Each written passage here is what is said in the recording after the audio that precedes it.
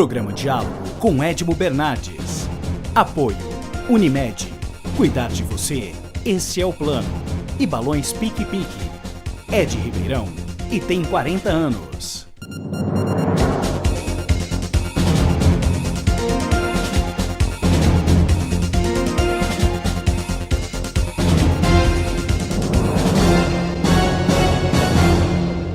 Boa noite. No programa de hoje eu recebo a economista-chefe da XP Investimentos, Zeina Latif. Zeina, obrigado.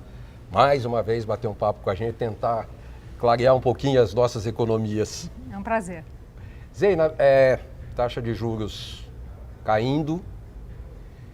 Me pareceu essa última queda um pouco negociada e proposital, em função do dia que ela aconteceu, em função do 0,75. O que você percebeu dessa queda abrupta aí de 0,75?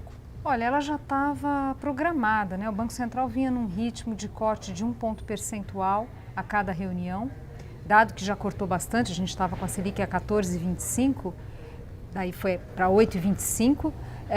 Aí o Banco Central já sinalizou, olha, na reunião de outubro, faz sentido a gente tirar um pouco o pé do acelerador e fazer só 0,75. Então ela já estava bastante telegrafada, ela já estava bastante sinalizada, não houve surpresa na decisão. O Banco Central sinalizou que talvez na decisão de dezembro ele faça um pouco menos, 0,50, porque já estamos chegando de fato ao fim deste ciclo de relaxamento monetário. É natural que o Banco Central tire o pé do acelerador nessa aterrissagem aí. Você acha que cabe hoje, apesar desses 7,5%, você acha que caberia menos? Olha, não. Não. Bobear caberia mais. O que acontece? Nós tivemos uma arrumação na política econômica do país, que ainda está em curso, tem coisas que precisam ser feitas, tem coisas que vão ser para o próximo presidente, mas temos já uma arrumação importante. E ela que explica a queda da inflação. É ela. Se a gente não tivesse feito essa arrumação na política econômica e dado um norte para um ajuste fiscal, a inflação estaria ainda muito ruim. Claro que teve super safra, teve o bom comportamento da taxa de câmbio que ajudou nessa tarefa do Banco Central. Sim, mas é aquela coisa, a sorte sozinha ela não vai ajudar. O que você chama de arrumação, Zeina, que aconteceu uma arrumação? Olha, a coisa principal é o seguinte, a gente estava ali... Desoneração ou reoneração? Não, o que aconteceu é uma coisa mais ampla, mas é o livro-texto. A gente estava fugindo do livro-texto, a gente ficava achando que a gente era um país diferente, que não ia ter problema de inflação se fizesse muito estímulo fiscal. Então, a gente fugiu do livro-texto, a gente fugiu do que era a recomendação de política econômica da gestão Dilma. Exatamente, a gente rasgou o manual, né? E aí sofreu as consequências. Do que eu estou falando? Quando a gente teve, e aí o principal foi a questão, né, foi a gestão da política fiscal, quando a gente pensa no ambiente macroeconômico. Você sai gastando sem cuidado com o recurso público, sem cuidado com manter as contas equilibradas, daí a dívida pública começa a subir. Num país que já tem taxa de juros tão elevada, por causa da questão fiscal, você vai lá e agrava o problema. E aí, quando isso acontece, invariavelmente a inflação vem. Aliás, o nosso histórico inflacionário no Brasil está muito associado, está intimamente associado à má gestão de política fiscal, à inflação. A inflação alta que historicamente a gente viveu no Brasil está intimamente ligada à má gestão da política fiscal. Estávamos num caminho de ajuste, a Dilma tirou o país dessa trilha de ajuste, ficou impossível para o Banco Central controlar a inflação. Então, agora que a gente tem de novo essa meta, o rombo fiscal é enorme, né? Mas a gente enxerga pelo menos uma agenda de ajuste e hoje com mais transparência nas contas públicas, não tem pedalada, não tem contabilidade criativa. Tudo isso foi essencial, essa confiança na política econômica, junto com o trabalho do Banco Central, foi essencial para trazer a inflação para baixo. Então, de novo, a sorte, que é a super safra, a taxa de câmbio, ajudou nessa travessia? Claro que ajudou, mas ela sozinha não teria feito isso. A gente ia ter uma queda transitória da inflação em função desses elementos, mas em seguida ia subir de novo. Vamos lembrar que ali no início de 2016, qual que era o humor dos mercados, qual que era assim, olha, a gente vai ter uma espiral inflacionária no país, né? Porque você tem um desarranjo nas contas públicas sem perspectiva de arrumação, sem uma agenda de reformas.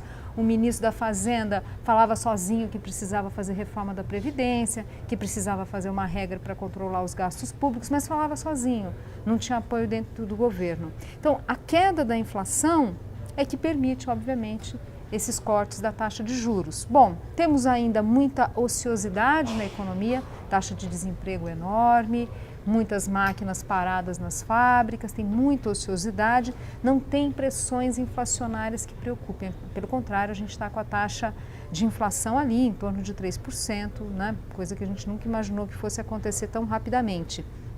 Então, na verdade, o Banco Central, se fosse para errar, vamos dizer assim, poderia ser errar no sentido de cortar até mais do que esse 0,75. O Banco Central é sempre zeloso, optou por já começar a desacelerar, dado o volume de cortes que já foi feito. Você falou do manual, né? Fugiu do manual, mas a arrumação na casa não aconteceu. Ou se aconteceu, foi muito pouco. Fala-se muito em cargos nomeados, fala-se muito em ministérios, fala-se muito em reforma da Previdência, fala-se muito... Bom, a reforma trabalhista ninguém sabe ainda como é que vai rolar isso ainda, quer dizer, efetivamente, ou se você tem uma visão da reforma trabalhista, é bom a gente falar, quer dizer, de qualquer forma, eu acho que a arrumação da casa não aconteceu ainda. Olha, eu acho que aconteceu bastante coisa já aconteceu bastante coisa, em várias frentes.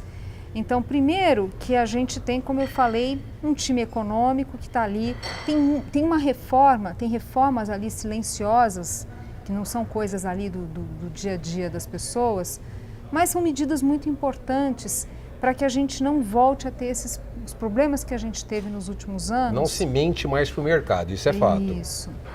E é mais profundo que isso. Tem muitas medidas sendo feitas na economia. Então, tem medidas para aumentar, para melhorar, né, fortalecer segurança jurídica no mercado de crédito. Tem uma agenda ali que o Banco Central está tocando, que a Fazenda está tocando. A gente teve avanços, olha o que aconteceu com a Petrobras, olha o que aconteceu com a Eletrobras, gestão competente, né, empresas que estavam ali na Bacia das Almas já estão, né, começando a Petrobras voltando a investir, a Eletrobras se preparando para um país que está com questões, de novo, né, com preocupação de oferta de energia.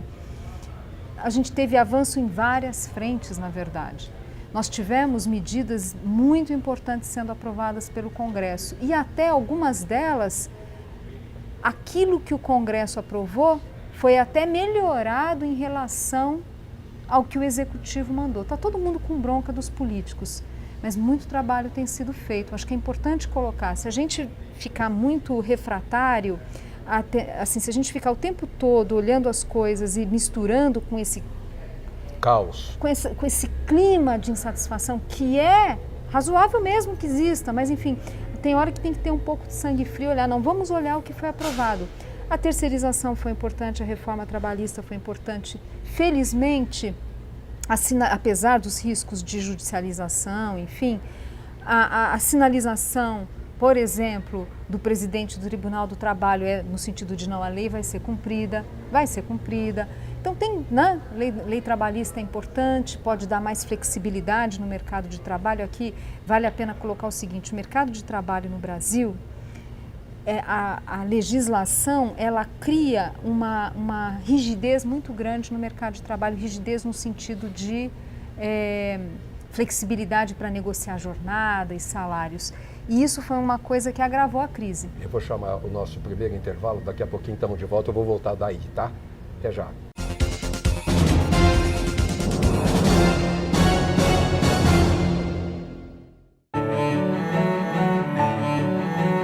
Fomos gerados na mais bonita das esperas. E ao nascer, ganhamos de presente a vida. Para desfrutá-la, é preciso apenas uma coisa: saúde. E colocarmos em prática a nossa vocação, que é cuidar. Hospital Unimed Ribeirão, um marco na saúde de todos nós. Ter mais informação faz bem até para o seu bolso. Clube do Assinante A Cidade. Mais benefícios para quem está sempre bem informado. Saiba mais em clubedoassinante.jornalacidade.com.br. Assine já e aproveite. 0800 775 7575. Voltamos a apresentar Diálogo com Edmo Bernardes. Apoio Unimed e Balões Pique-Pique.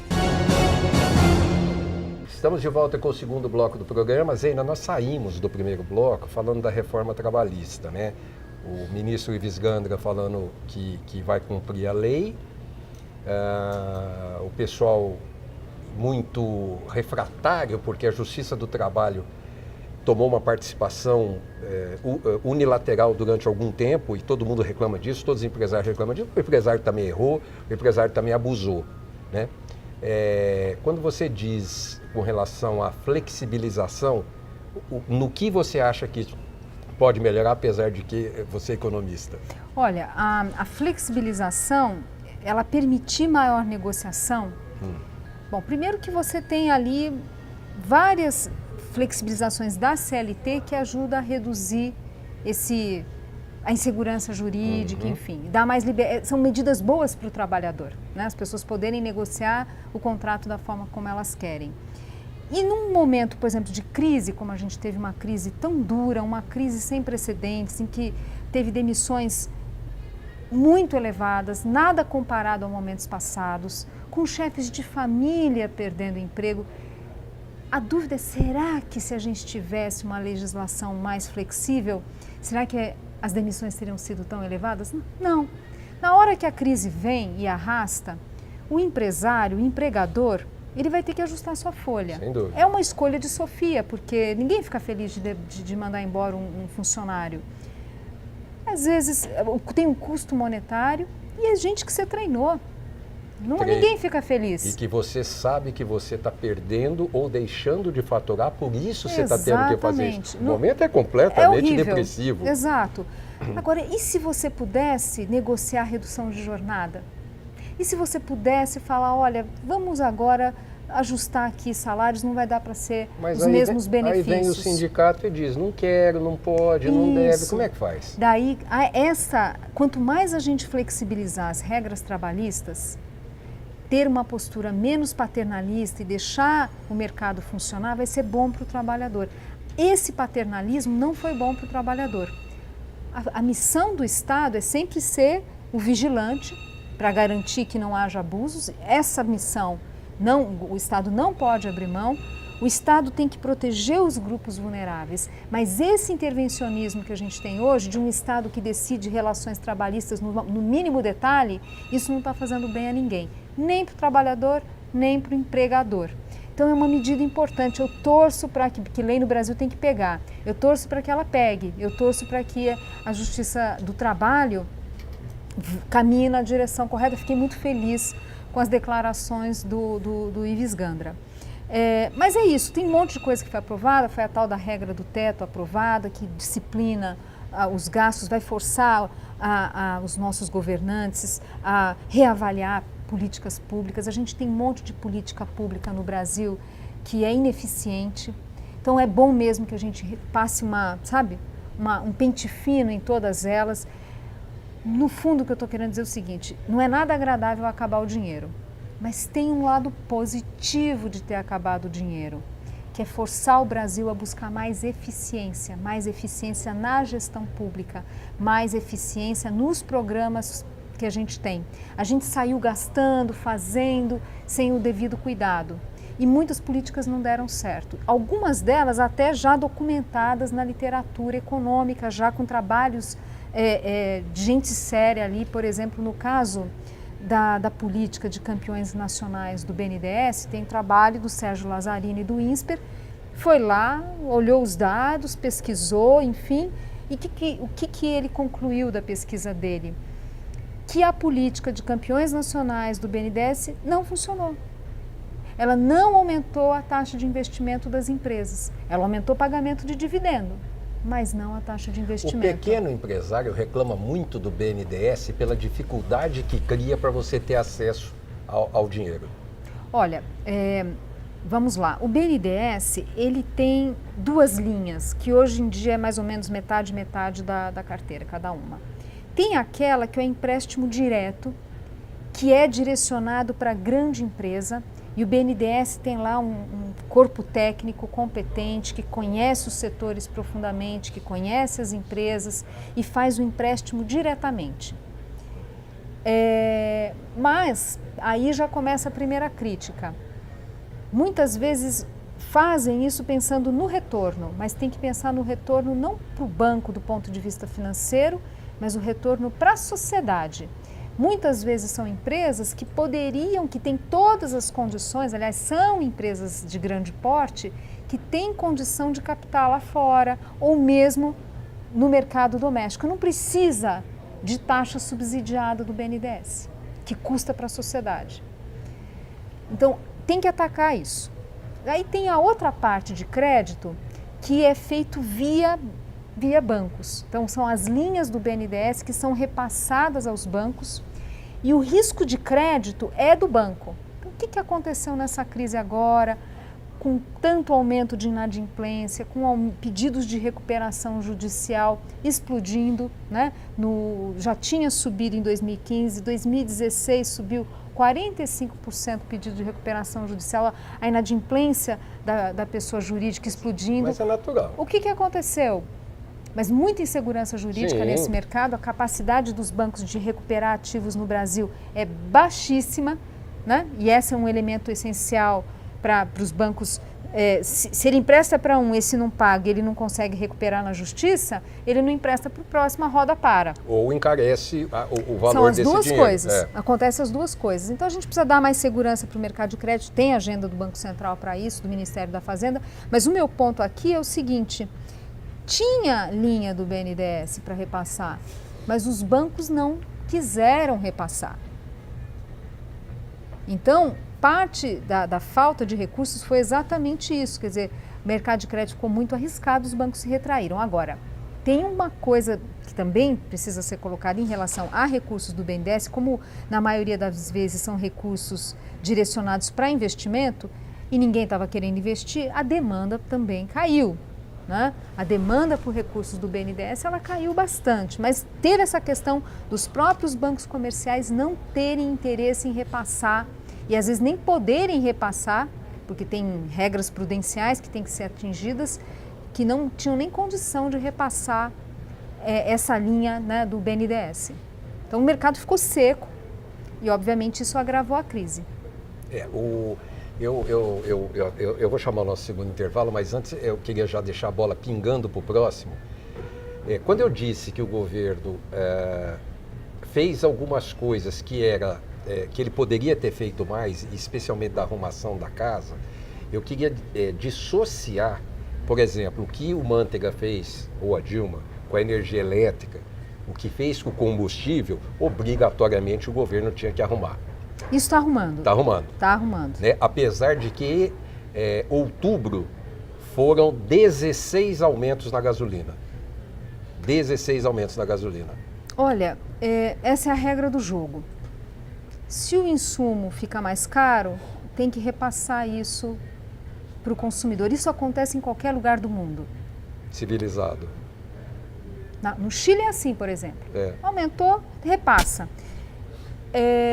Essa é a regra do jogo. É melhor isso do que ficar segurando artificialmente, lá na frente a bomba explode. Vamos lembrar o que aconteceu com tarifa de energia que subiu 50% ali em 2015. Aí é horroroso. Daí é um choque que o setor... Foi mais um choque para o setor produtivo. Como se não bastasse inflação alta, juros altos, aquela bagunça na macroeconomia, ainda um choque de tarifa. Eu vou chamar esse intervalo, daqui a pouquinho estamos de volta.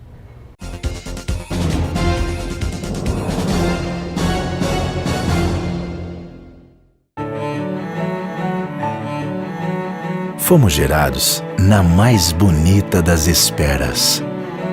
E ao nascer, ganhamos de presente a vida. Para desfrutá-la, é preciso apenas uma coisa: saúde. E colocarmos em prática a nossa vocação, que é cuidar. Hospital Unimed Ribeirão, um marco na saúde de todos nós. Ter mais informação faz bem até para o seu bolso. Clube do Assinante à Cidade. Mais benefícios para quem está sempre bem informado. Saiba mais em clubedoassinante.jornalacidade.com.br. Assine já e aproveite. 0800 775 7575. Voltamos a apresentar Diálogo com Edmo Bernardes. Apoio Unimed e Balões Pique-Pique. Estamos de volta com o terceiro e último bloco do programa. Por isso que eu queria dissociar, porque senão fica parecendo que eu acho que a reforma trabalhista e outros avanços foram muito importantes. Mas nós estamos chegando num ponto de desgaste do governo que vai comprometer, já estão falando aí em reforma urgente de ministérios para tentar dar uma arrumada na base do governo, mas vai comprometer, já comprometeu, por exemplo, algumas coisas que o governo aprovou como refis, que não era para ser como foi, e outras coisas, a reforma da Previdência que está se desenhando, né? Enfim, parece que não vai sair do jeito que a gente quer. Uhum. Olha, tem pontos importantes aqui. Você tem razão, o governo precisou ceder em pontos que são importantes. Difícil a gente separar daquilo que se cedeu, aquilo que tinha mesmo que ceder, que faz parte do jogo, faz parte da democracia.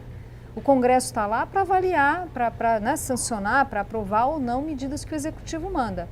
O Congresso, gostando ou não dele, tem que cumprir o seu papel. Tem hora que tem que negociar. Por exemplo, a reforma da Previdência, o governo mandou a primeira proposta, depois o relator, o Arthur Maia, deputado Arthur Maia, foi lá, negociou, flexibilizou, tinha choradeira daqui, ajusta daqui. É isso, o Congresso, o papel deles é esse. O papel da política é esse. É esse o papel. Né? Essa é uma prerrogativa do Congresso, eleito pela sociedade, né? Então é esse o papel. Às vezes até as medidas saem melhor do que entraram. A regra do teto foi assim, a lei trabalhista também foi assim, a reforma trabalhista foi assim, saiu melhor do que entrou. Então, não dá para a gente pegar todas as coisas que o governo cedeu e colocar na conta de, olha, está cedendo porque é um governo fraco que precisa se manter. Tem coisa que é isso mesmo, tem que ceder mesmo porque é o jogo ali, faz parte do jogo democrático. Então, é difícil a gente separar que é uma coisa ou outra. Agora, é um presidente que ficou enfraquecido com essas denúncias? É. Mas aqui, a provocação que eu gostaria de fazer é o seguinte: eu acho que as instituições têm que cumprir o seu papel e as instituições também não podem rasgar manual. E a pergunta que eu faço é o seguinte: o Ministério Público tinha que cumprir o seu papel, perfeito. Você tem que investigar, você tem que fazer seu papel, tem que fazer. Não há questionamento em relação a isso. O judiciário também, né? Agora, a dúvida que eu fico é o seguinte, pensando no timing dessa confusão toda, num momento difícil para o Brasil, será que se o Procurador da República tivesse seguido as etapas todas, feito perícia no áudio, feito todas as etapas que tinha que fazer, teria dado tempo, a reforma da Previdência teria sido aprovada. O que eu estou querendo dizer é que eu acho que precisa ter muito zelo na condução dessas questões, fazer de forma que não seja precipitada, assodada. Depois teve todo aquele desgaste das gravações do JBS que vieram depois, que se tivesse feito perícia lá atrás, né? A Procuradoria já teria, o PGR já teria detectado que tinha problemas. Então, ter feito assodado fez mal ao país duplamente. Primeiro que a gente passou uma vergonha, né? De todo esse processo da leniência, né? do acordo da JBS, a imagem do país assim, não ficou muito boa, né? E, ao mesmo tempo, prejudicou a agenda econômica, né? Eu tenho uma visão assim, eu acho que tinha que ter tido mais cuidado, mais zelo. Nós estamos num momento importante do país, que reformas são necessárias. Quanto mais fizer agora, mais o próximo vai poder pegar o bastão e seguir para outras questões que são urgentes. E é disso que eu tenho medo, particularmente, porque quando você vê no Congresso Nacional discursos da atual oposição, que ontem era a situação, a economia está uma porcaria, o governo é corrupto, o governo quer esconder, esconder as coisas da justiça. É o mesmo discurso ao inverso. Esse eu tenho medo, porque essa oposição sabe fazer oposição. Olha, um país precisa ter boa oposição. Sempre. Sempre. Então, acho que tem um processo de amadurecimento, eu acho, de todos. Eu vejo amadurecimento na esquerda também, né? Eu vejo esse movimento. Por exemplo, algumas semanas atrás, a senadora Gleisi Hoffmann deu uma entrevista. A senadora não negou a necessidade de reforma da Previdência. E ela, no papel de uma pessoa que está na oposição, falou, olha, vai ter que fazer uma reforma? Vai, mas eu não concordo com essa proposta.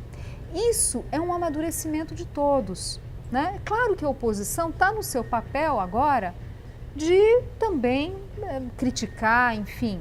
O que eu torço, né, pelo país é que seja de fato uma oposição responsável, né? Não pode ter bravata, não pode ter desonestidade intelectual, vamos dizer assim. É muito importante que a crítica seja feita. Isso é saudável para o país que tem oposição atuante. O que eu torço é que esse amadurecimento leve a ter uma oposição mais responsável. Eu vou te pedir em 2 minutos, rapidamente, para você sintetizar. Mudou a regra da poupança agora. Só para você sintetizar em 2 minutos para o telespectador. Baixamos de 8%, a poupança fica melhor do que era com mais de 8% de taxa de juros. Eu não sou a melhor pessoa para falar, para falar de investimentos, né? Olha, tem muitos recursos que estão na poupança, grandes fortunas inclusive, mas que certamente há outras opções mais rentáveis. Eu sei, eu mesmo não tenho dinheiro na poupança porque não é das melhores aplicações e a gente sabe disso. E eu tenho dinheiro na XP, inclusive, né? Mas porque parece que é a queridinha da população brasileira mais baixa, né? O cara tem lá R$1.000, R$500, R$2.000, ele vai direto para a poupança. Não tem que pagar a taxa de administração como no fundo de investimento. Agora, a gente tem visto um crescimento que está vindo ali, por exemplo, do Tesouro Direto. Né? Então, acho que tem aí. A taxa de juros baixa vai forçar todos a serem mais cautelosos aí nos seus investimentos, né? No sentido de procurar boas opções. Acho que isso vai ser inevitável, né? Mas esse é o bom problema, né? Que bom que a taxa de juros está caindo. Esse é o bom problema. Mas vai dar para a gente procurar novos caminhos e eu acho que tem novos caminhos que podem ser procurados e é até legal para esse pessoal tomar contato, tomar conhecimento com o mercado financeiro de ações, enfim, renda fixa, outras aplicações além da própria caderneta de poupança, além da própria poupança. É isso aí. Zena, muito obrigado. Eu que agradeço. Semana que vem a gente está de volta com mais um diálogo. Até lá. Programa Diálogo com Edmo Bernardes. Apoio Unimed. Cuidar de você, esse é o plano. E Balões Pique Pique. Ed Ribeirão e tem 40 anos.